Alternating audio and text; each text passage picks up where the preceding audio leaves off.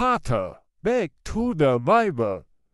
Jika kita tidak percaya kepada kebenaran Tuhan yang menyelamatkan manusia, berarti kita percaya kepada dusta iblis yang menipu, menyesatkan, dan membawa kepada kebinasaan yang kekal.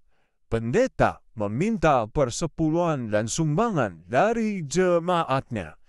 Ada satu pernyataan yang tidak benar dari seseorang kepada pendeta yang memang sudah kaya, rumahnya mewah di kawasan elit, dan mobilnya juga berkelas. Maaf, semua konten yang hamba buat untuk mengkanter semua yang salah dan menyesatkan, termasuk fitnah dan kebohongan. Cerdas dalam beriman dan temukan kebenarannya.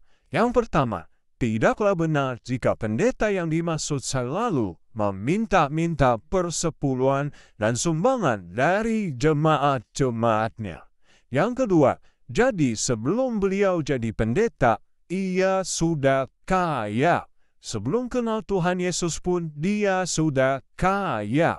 Dia seorang dokter yang terkenal. Yang ketiga, ini faktanya, 70% hasil pekerjaannya sebagai dokter dia berikan ke gereja. Ini info dari teman hamba yang berjemaat lama di sana dan tinggal satu komplek dengannya. Jadi tahu latar belakangnya dan asal-usul si pendeta tersebut. Yang keempat, Efesus 4 ayat 29. Jangan ada perkataan kotor keluar dari mulutmu, tetapi pakailah perkataan yang baik untuk membangun di mana perlu, supaya mereka yang mendengarnya beroleh kasih karunia.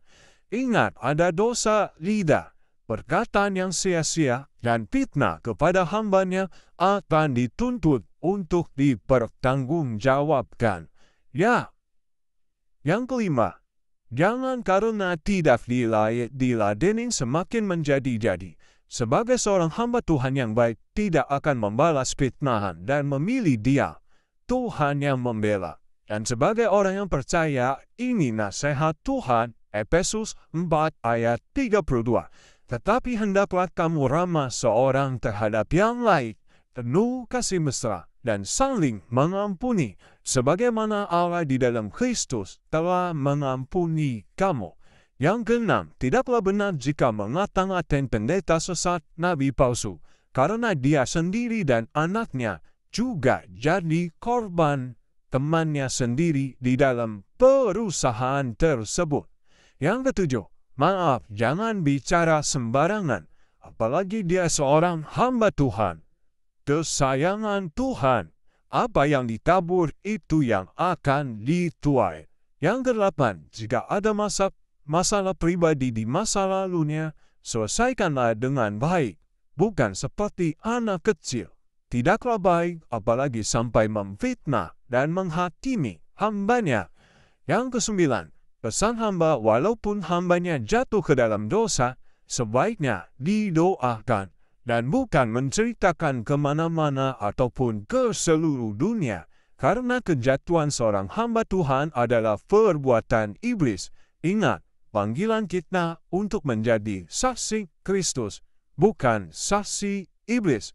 Yang ke-10, kita ini mau jadi alat siapa? Mau dipakai oleh Tuhan, memberitakan kebenaran, atau mau menjadi alat iblis, menyebarkan fitnah dan kebohongan?